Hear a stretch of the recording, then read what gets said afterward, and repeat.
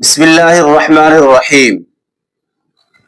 بادل پھٹ گئے، کلاؤڈ برسٹ ہو گئے، سیلابی ریلے بہہ گئے، زمین ہلا دی گئی۔ رب ناراض ہے کیوں؟ ہم حکمرانوں کو ظالم قرار دے رہے ہیں، حکمرانوں کو اس کا ذمہ دار قرار دیا جا رہا ہے۔ ذرا اپنے گریبانوں میں جھانک کر دیکھے، ہم میں سے ہر ایک اس کا ذمہ دار ہے۔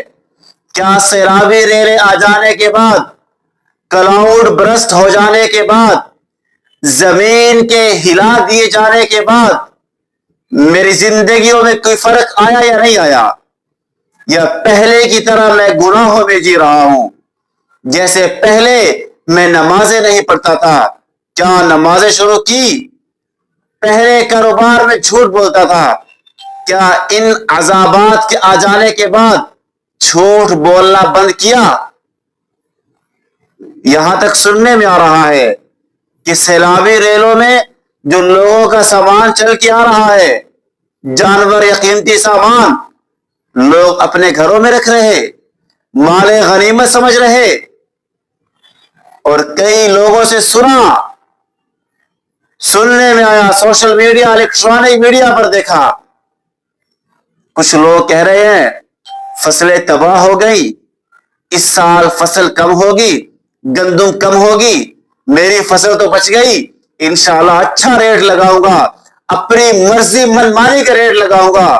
لوگوں کے سامان سیلابی ریلے کی نظر ہو گئے، خریدارے کے لیے میرے پاس آئیں گے، من چاہے قیمتیں لگاؤں گا۔ کیا ہم سیلابی ریلوں کے بعد، کلاؤڈ برسٹ ہو جانے کے بعد، زلزلوں کے بعد بھی نہیں سمجھے ہیں؟ ابھی تک ہماری زندگیوں میں تبدیلیاں رونما نہیں ہوئی ہیں، ہم ویسے کے ویسے جی رہے ہیں، ہماری زندگیاں یکسر بدلتی نظر نہیں آ رہی۔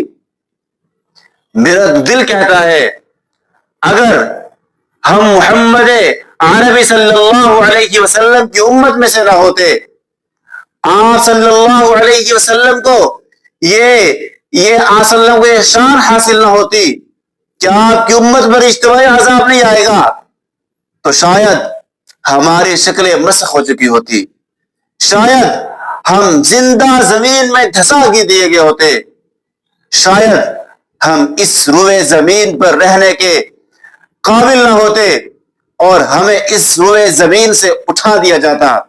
یہ تو آپ صلی اللہ علیہ وسلم کی برکات، آپ کی دعاؤں کا ثمر کہ اللہ کی طرف سے اجتماعی عذاب ہم پر نازل نہیں ہوتا ہے۔ او اللہ کے بندو، کب سمجھو گے؟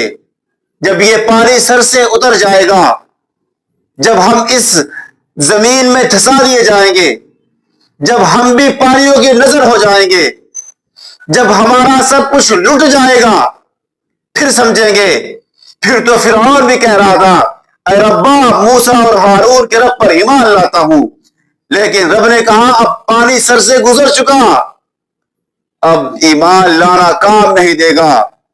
اللہ نے اتنی ڈھیلیں دی، اتنے ہمیں چھوٹے چھوٹے جک لگائے، سمجھایا، متنبع کیا، کبھی سیلابی ریلے بھیجے، او اللہ کے بندو واپس آ جاؤ، کبھی کلاؤڈ برسٹ ہوئے، او اللہ کے بندو کہاں جا رہے ہو، میرے رستے پر واپس آؤ، کبھی زمین کو ہلایا، او واپس آ جاؤ، میرا رستہ یہ نہیں ہے، یہ ہے، جھوٹ کا رستہ میرا رستہ نہیں، سود خوری کا رستہ میرا رستہ نہیں، الزام تراشی کا رستہ میرا رستہ نہیں، میرا رستہ تو یہ ہے جس رستے پر محمد عربی صلی اللہ علیہ وسلم اور اس کے صحابہ چل کر گئے ہیں۔